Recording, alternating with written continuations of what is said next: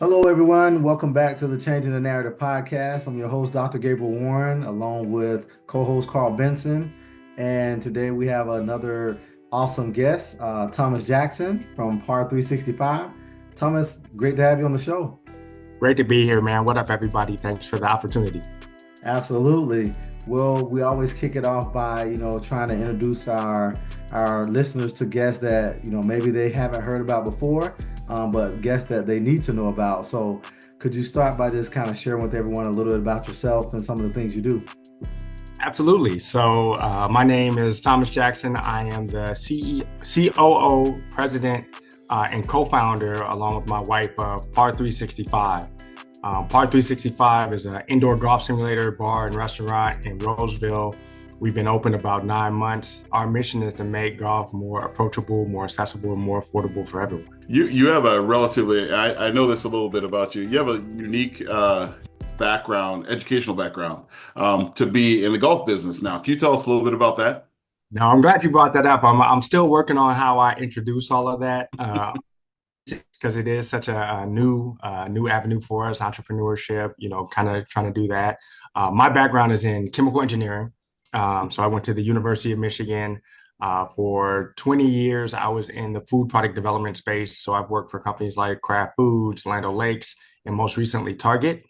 The pandemic hit, and I think like everyone else, I was looking for that hobby, that thing to kind of keep you sane, to get out the house. And for the first time ever, I started playing golf with a lot of my friends. And, from there, I could almost say the rest is history. I didn't play golf growing up, but it was such an amazing experience, so different from, I think, what people would expect or even what we expected. And then, as we did that for a couple of years, and I was talking to my wife, we were trying to find, like, how do we keep this thing going, and what is it about this experience that we think people are missing? And that's where the concept of PAR365 came to be. But yeah, that's a little bit of my background. So kind of bounce all over, and now I am full time in this entrepreneur life, which is quite a bit different than the corporate realm. I imagine. So can you tell us how important it is as a Black man in this career field you're in currently, the entrepreneurship, but also in golf?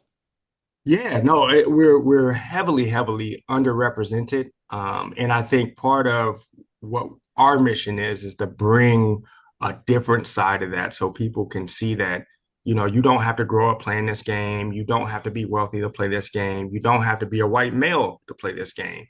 A lot of it for us is about the camaraderie, is about the connection, is about the network, is about the brotherhood, right? Like who you play with, you become so much closer with. And I think a lot of that, for me as a kid from the south side of Chicago, like you didn't see that. You just saw, you know, Tiger Woods, right? That was like the first, oh, Black people can play golf, right? That was the first, like, I think, popular representation of that. But right now, what I think is going on is a lot of people are coming to the game from different places. I mean, you got, successful Black men coming from it. You got the retired Black men. You got, there's a lot of kids from the hood that are starting to play, right? So it's like, for us, we want to be a part of that storytelling, a part of that narrative, a part of that journey, and trying to connect the dots where I think in so many respects, it's not connected for our community. Golf is 95% white, 99% male, 95.6% affluent, right? But that doesn't have to be the case. And it's really just here in America. When you go overseas, especially when you go to Asian countries, golf is much more like yoga. It's much more approachable. It's much more like how we would think of bowling, right? So we're trying to bring that vibe, like, not only to this market, not only to this culture, but to our communities, and say it don't have to be this, like, my friend jokes, like, well, I'm wearing work clothes to play a sport. Like it don't have to be like that. You can bring your whole self, you can belong. And I think that's part of the story we're trying to tell. Man, that's awesome, and it's actually pretty cool, man. I know a few years ago, I think it was during the time of COVID too.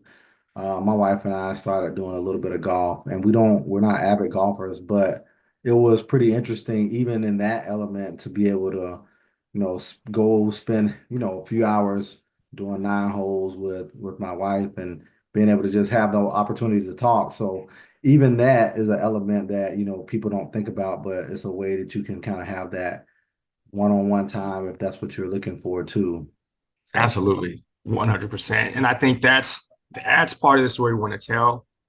I think people know about the, oh, business deals happen on the golf course where it's for the wealthy, or once I made it, I'm a golf. But really, the story we're trying to sell is it's a place of connection, it's a place of community, whether it's with you and your significant other, whether it's with you and your family, whether it's with you and your boys. Like, you can belong there, you can bring your whole self there, and it doesn't have to look like what so many of us, I think, grew up thinking that golf was. Yeah, that's And that's awesome. why you're seeing a lot of NBA players. Like when you're seeing them come into the game, which is great for the Right. game, they're bringing they're bringing that swag, they're bringing their selves, they're bringing their personalities, right? They're Right. not changing to fit into some imaginary box that was created, so long ago. Right. Awesome. No, that's cool. So now, I mean, this sounds like a big motivator for you, but in addition to some of the things you share, can you tell us a little bit more about what motivates you to do what you do each day? Absolutely. The golf thing was a big, aha moment, along with the music and the culture. And then being in the Twin Cities, what I think really lights me up, what was really a North Star for my wife as well, is being able to invest in and create community. A lot of times what we saw was the community in Twin Cities, the Black community and Black people here is actually bigger than I think people think, but it's more disconnected for the size of the people that are here. And some of our thought process was by creating, you know, businesses, this entrepreneurship, a space where people can connect, that we can begin to, input in the community, a version and a vision of what we saw coming from Chicago, coming from Ohio, coming from, the places we went to school or we have worked in the past, to give that community kind of network. And what I'm happy to see is I feel like, and Carl, you can kind of speak to this too. There's almost like a renaissance of that. Like I think people are seeing it, and I think there's a tipping point going of, hey, wait, like we can get together as a people. We can get the community together. We can have space where we own the space and we're not always borrowing it from others. We can create kind of more of a centralization of culture, community, and connection. And I think at the heart of it, you got the golf on the golf and the music and approachability like that. What I tell people is that's kind of the skin. But the reason that, I love corporate, the reason my wife is so passionate about it is really about what it means to create community and create connection. And we thought this was a unique way and a unique vision that we had to bring that to fruition. And we hope that's part of a myriad of other visions and intents that we see going on throughout the Twin Cities. Yeah, that you're definitely you hit the nail on the head when it comes to how do you build community through this, because I think ultimately, like, and I think the same thing, or I've thought the same thing, that is kind of a sport, I guess, if you will, or an activity that wasn't for me, right? It wasn't something that I sort of saw myself doing until I started seeing more Black men doing it. And then all of a sudden, I was like, oh, okay, this is also an opportunity, like you said, to build that community and connection through something that I enjoy. And like Gabriel said, it's kind of like for me and my wife, we go out there truly just to be together and hang out outside. Sure. Where I don't know if I'm any better now than when I started playing 7 years ago, but at the end of the day, I think ultimately it's kind of like that. So, but how about if we switch gears a little bit? Tell us, I guess, how do you see, thinking about how, you view golf now and the sport and activity of golf, how do you see the media portrayals of Black men and masculinity contributing to the misconception that we sort of talk about Black men, not only being not golfers, but just being feared and having a general sense of lack of self-control and whatnot? How do you see the media playing into that?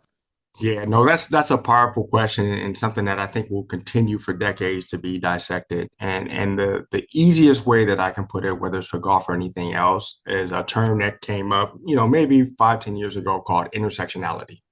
And I think what's happening is, and it's even more complex now with so many different media sources. It's not just primetime TV, right? What I think is happening now, which is, I'll say the good thing is, you see more portrayals of Black men in popular media. I think that's good. The thing that I think still has a long way to go is that intersectionality. And I always go back to the Chris Rock stand up. I love Black people, but I hate those. And we all know the finish of that, right? And I think you know even though it's very real, when you look at media, there's still too many buckets that don't cross. And I see this on the golf course, right? Like I get, I have the golf apparel and everything on, and every now and again I'll get paired up with, it'll be me and maybe four other people who I can tell probably don't cross paths with too many black men. And in their mind, they're thinking, this dude is like Tiger Woods, right? And then for Tiger Woods, they're like, Tiger Woods, yes, he's black, but he's not black like the rest of the people are black. Like there's too many buckets. And where I see the growth and where I hope things move is you can be from the South Side of Chicago and be in corporate and play golf, and you can be your whole self. Like you're not just from the hood or just from corporate or you're just a guy who plays golf. Like you can be all those things. And I think the media, popular America is still having trouble with that. I think before you go back, 20 years, it's kind of like, I think it was more like, oh, black man's aggressive. But now it's these buckets, right? And it's just like, we got to break those buckets down to show the full humanality of black men in this country and around the world, really, because a lot of that stuff extends, throughout the diaspora, right? So I think the biggest part of it is having those stories show that people can be from different places, do different things, and still have all those parts of themselves to bring to the table. That's really cool. That's a really cool story, man. I like the way you put that together. So appreciate your perspective on that. So now, if you had to write out like a life mission statement, whether it's a sentence, a phrase, whatever, what would you say? Yeah, this one I wrestled with, so it's a great question. And for me, it's one of those points as only being kind of full-time entrepreneur for like 8 months. I still wrestle with like, okay, what am I like? I spent all this time, college career, building up, food science and engineering and everything else to kind of make that abrupt change. But I think at the end of the day, when I step back and when I think about that legacy and those moments and what I'm hoping, those trees I'm hoping to plant for that future generation. I hope it revolves around something around like creativity, because creativity, whether it's engineering, product development, developing a new business, like that's something I always will go back to, and then community and connection. So, I'm hoping that through these growth experiences I'm having and the challenges in building a business and helping to build a community, that the through line and the mission that I can kind of show to the world and hopefully the world sees from me is like kind of creativity, connection, and community. And as I find out what I want to be when I grow up, hopefully that mission statement kind of revolves around those aspects. So hopefully when we talk in a couple of years, you'll be like, man, this is where it started. And, look, there's a great elevator speech this guy came up with. But to me, it's still swirling. Like I'm still definitely a work in progress and kind of figuring out like, what is that synthesis that I'm bringing to the world? Yeah. Right. Right. Could you kind of give us like one misconception about Black men that you see in society that you'd like to eliminate? Yeah. So it's so many.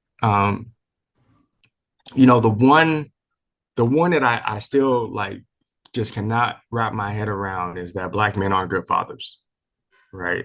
And I think, the studies, the science, the statistics, like all these things, like clearly demonstrate that Black men are above average. There's all this research, and I remember an adage that said like if a child is lost, the first person they should seek is a Black man because statistically, in terms of danger and everything else, they're going to be the lowest on all those attributes, right? So there's all this information out there about that father figure, the protector, and everything else for it to be you didn't grow up without no dad. You know what I'm saying? Like stuff like that. So to me, that's the one. And I think when we go back to the other question about media presence, like I think fatherhood is such a big part of manhood. If we can deconstruct that and have the world see that piece of it, everyone has a father, right? And I think that begins to humanize our story. So to me, the fatherhood thing is the one thing I would tackle and kind of say like, I wish the media would tell a different story because all the data is there. Yeah, that's a good one, man. I think that's a very good one. And, Very cool. that's something that I think has been cool during these interviews because that's come up a few times, and being able to hear it so many times and to be able to see it, like with the people that we've gotten a chance to interview has been pretty cool. So Right. yeah.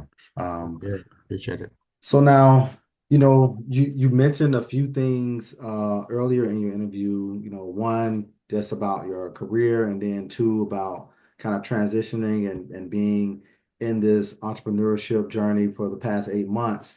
So I'm curious to know, thinking about your experiences, what does success look like from your perspective? Yeah, and this is one, for me, for the business, and I always say, uh, I had a story where they have actually, for the simulators that we have, there's a business development kind of function of this company. And he kind of asked the same question for the business, like, what do you see as success? And what I told him was, this will be successful when we build one in Ghana. Right. And to me, the idea and the trend and everything that we're doing, although small today, and I don't know, that may not be next year, may not be the other year, but to me, it's an international thing that's going on. It's so much, it's such an opportunity to create, a culture and a sport and a combination of things that we just didn't see when we looked into that golf world. So to me, for the business, that's what success looks like. And then, the part that I wrestle with for myself is, the business is extremely exciting, extremely challenging. It's definitely night and day different between, corporate and being in the entrepreneur hat. But I still wonder, like, again, with the creativity, with the community, with the connection, like, will this be the impetus or is this one thing among many, that I'll do? And my thought and my answer and my hope is that it's one piece of the puzzle. I see some of the people who, go all in on golf and don't get me wrong, like I probably am kind of getting to that avid golfer status, but I don't know if golf still defines me just because I found it so much later. So to me, it is about this concept and this ability to like bring these things together. But once it's stabilized, once it's kind of like out of this newborn phase, it would be interesting to see kind of what's next. And if it begins to morph or it kind of takes its own path and then I kind of do my own thing. So that's also some soul searching that I think I'll continue to do. And it's a perfect time for it. Like it is a lot of um, unsteady state right now. It is a lot of turmoil. It is a lot of challenges. There's a lot of, I wake up excited to go. I go to bed tired. So, the mind is always kind of going at this point. So, Right. Ghana would be amazing. I believe that introducing, and I'm not even sure where golf is in Ghana, but I believe that that would be amazing. I mean, it's kind of like you probably go into it with a lot of folks that don't play. So they're learning not only the game, but they're probably at that moment in time would be learning the community aspect of the game all at once. yeah. And so being introduced to it that way. Yeah, absolutely. And what I, Yeah. and I say it again is like, golf in the States is really a mirror image of country club culture, right? Mm, But country club culture in and of itself is its own culture.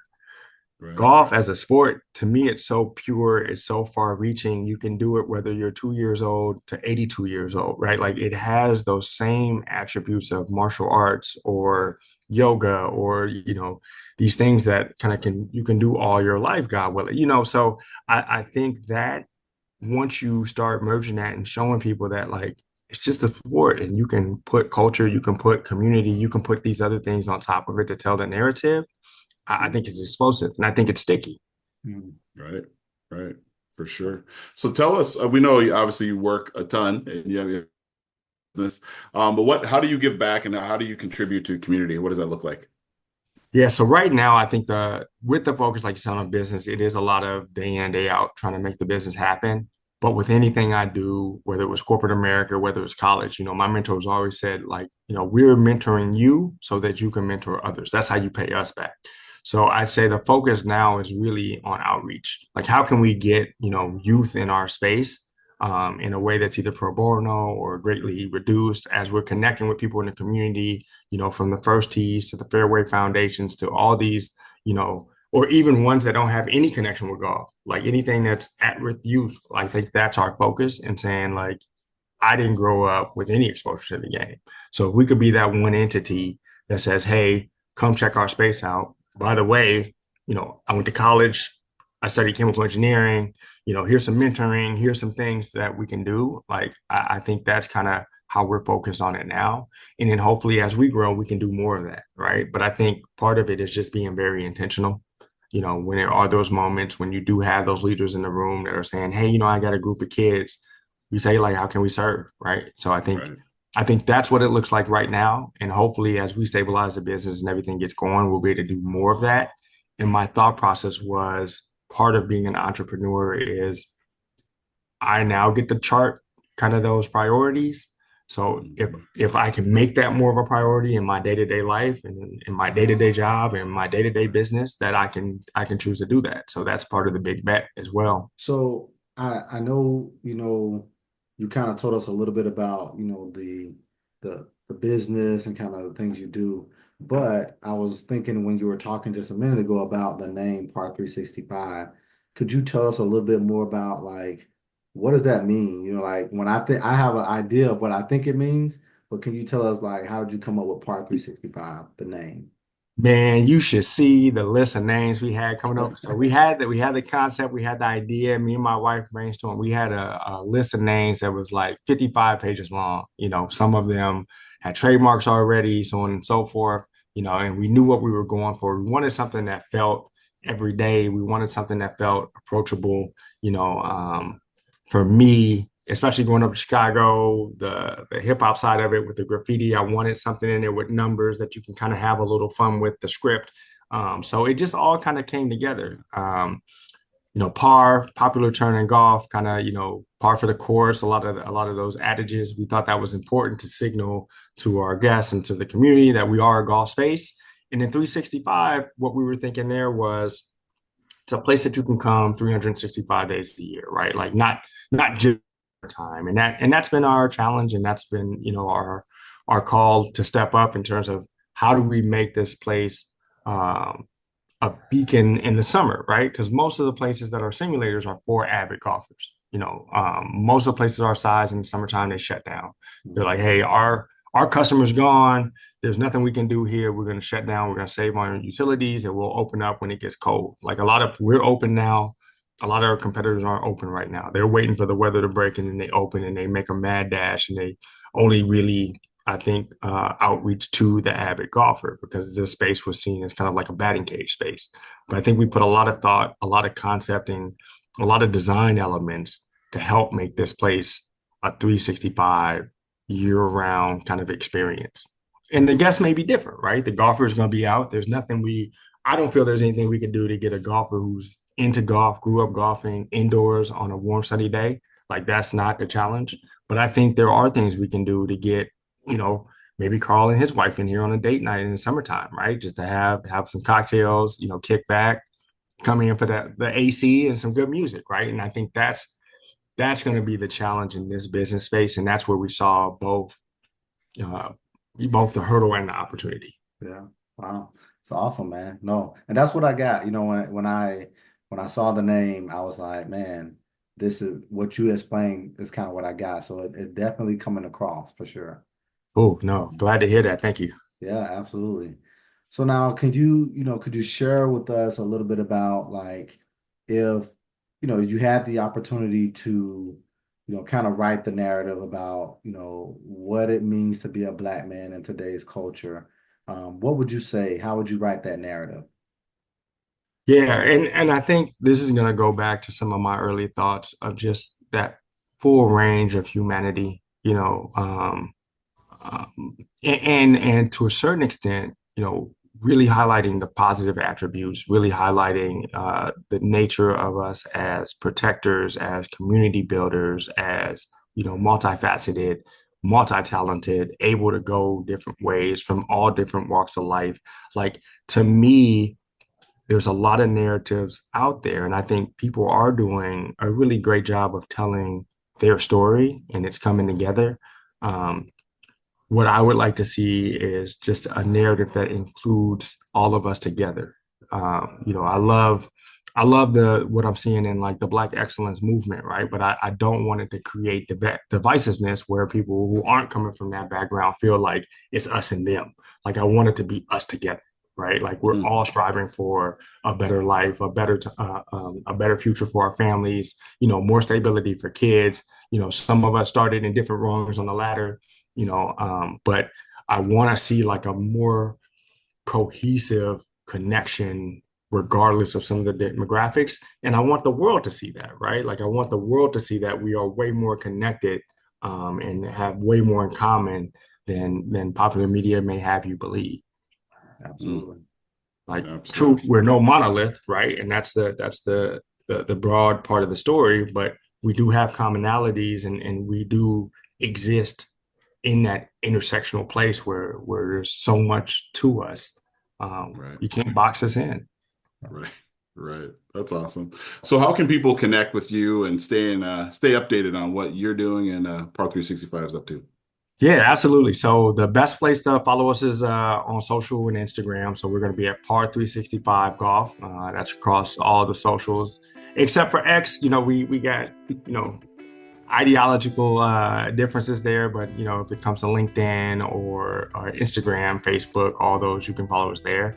And I tell people like I'm very busy now. I'm way busier now than I ever was before, but I'm also easy to find. So PAR365 is located on the west side of Roseville, 2655 Patton Road, right on County Road C.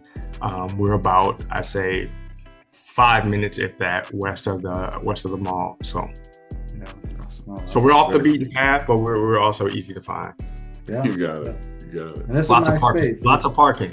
Yeah, lots of parking and Plenty of I'll parking. say, you know, I got an opportunity to go a couple months back, and man, I enjoyed it, man. It's a great space for sure. No, thank you. I appreciate that. Yeah, absolutely.